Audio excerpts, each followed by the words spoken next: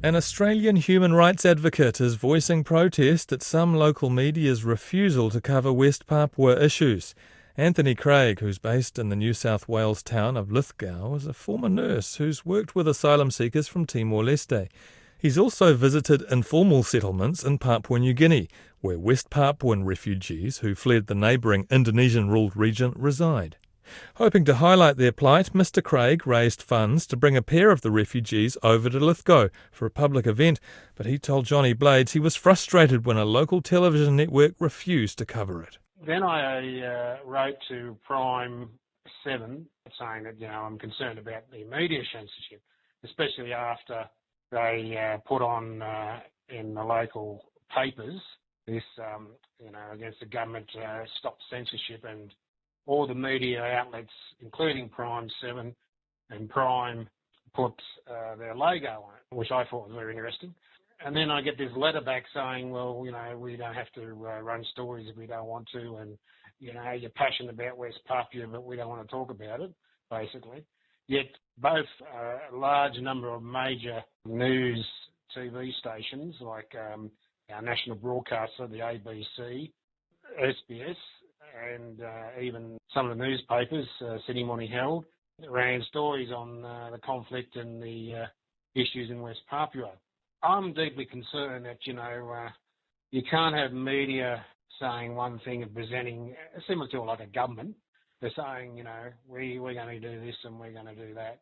But in reality, they don't do it. But it's not censorship as such, is it? It's just not, that's their choice, isn't it?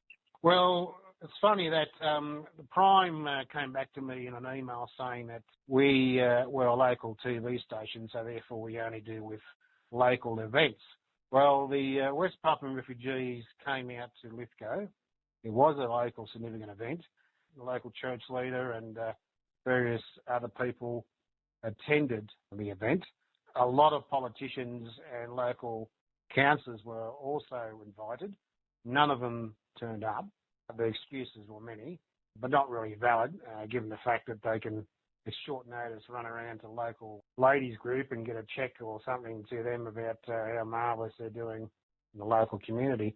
The problem is there's always an excuse, and the excuses don't stack up when you look at the fact that it's a significant international event that's happening 250 kilometres from Australia.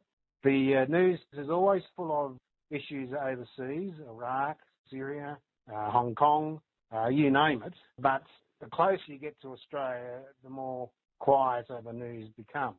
What was your aim in bringing these guys over from Moresby?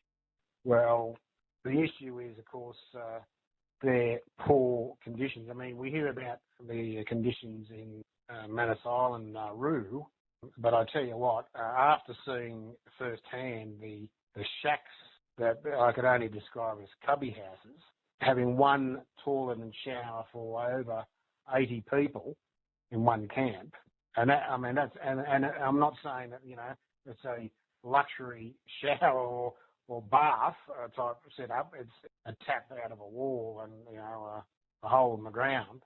I was appalled. You've got the UNHCR running around, jumping up and down about the state of refugees in Manus Island, Nauru. Now, I'm certainly not supporting that situation, and I'd like to see them in Australia. But their actual accommodation is far superior to what the West Papuans have. That was the Australian human rights advocate Anthony Craig.